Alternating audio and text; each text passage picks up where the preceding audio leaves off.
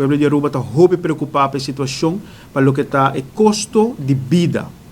Nós estamos para com o custo de vida, nós estamos aqui semanalmente, mensualmente, está recebendo aumento. Nos pueblo de Aruba está recebendo slá, tras de slá, praticamente tur semana, tur luna. Nós também com crise no Medio Oriente, nós estamos aqui guerra entre América e Israel contra Irã e outro aliado de Irã. E essa aqui tem consequência enorme riba aumento de petróleo.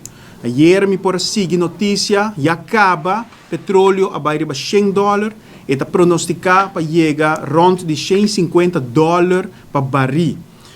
Essa aqui logicamente tem efeito. Então, desses efeitos não está que se man arriba e nos arranha de tenda de comerciante não que também tem cambio para o que se trata parte de transporte de produto não para o que se trata King Ocean. Então, essa aqui em geral, ou totalmente, você vai ter aumento de 25% para o que é o custo total de frete, a consequência de toda a crise que nós estamos vivendo no mundo.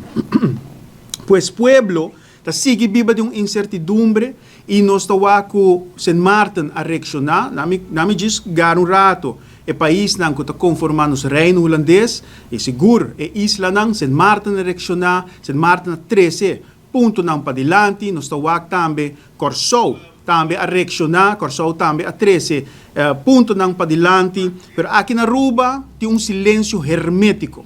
Aqui na Aruba, o governo do país Aruba não sale bisa nada tocante de situação de crise na Medio Oriente, mas tampouco não sale bisa nada de que tabaita solução, a possível solução para o prometer que a avalanche, a ola aqui de medida, de aumento de preço chega na carteira de cidadão, que também para mitigar, para suavizar o gasto que vai aumentar.